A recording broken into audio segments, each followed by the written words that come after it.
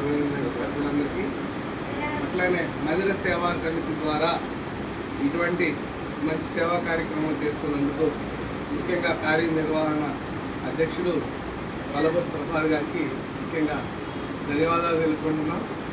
ఈ యొక్క మదిర సేవా సమితి యొక్క ఉద్దేశం 10 మందికి సహాయపడటం. అందులో భాగంగానే మన కమిటీలో ఉన్నవాళ్ళు కానీ బయట వాళ్ళు కానీ ఎవరైనా సరే వాళ్ళ ఇళ్ళలో జరుపుకునే కార్యక్రమాలన్నీ కూడా సేవా సమితి ద్వారా 10 మందికి ఇక్కడ అన్నదానం చేయించడం వల్ల చాలా మంచి పనులు చేస్తున్నారని చెప్పి నేను ఆశిస్తున్నాను. అట్లానే ఆదరణ ఫౌండేషన్లో కూడా ఇక్కడ మెయింటెనెన్స్ కానీ అన్ని రకాలు కానీ బాగుంది. ఎందుకంటే వృద్ధులకు కానీ మానసిక వికలాంగులకు కానీ మరి అట్లానే మానసిక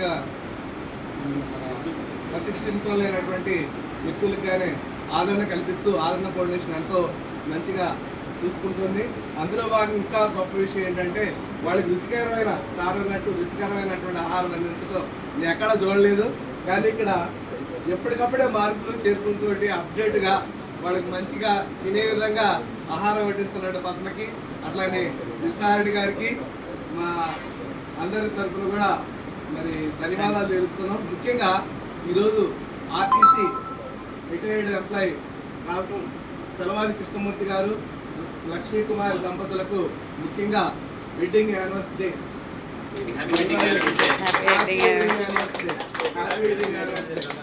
తెలుపుతూ మరి పొద్దున కూడా ఇక ఒక కార్యక్రమం నడిచింది. అయినా కూడా మరలా మన మదిర సేవా సమితి కమిటీ సభ్యులందరూ కూడా మరలా హాజరైనందుకు ప్రతి వ్యక్తికి పేరు పేరున ధన్యవాదాలు తెలుపుతూ థ్యాంక్ యూ సార్.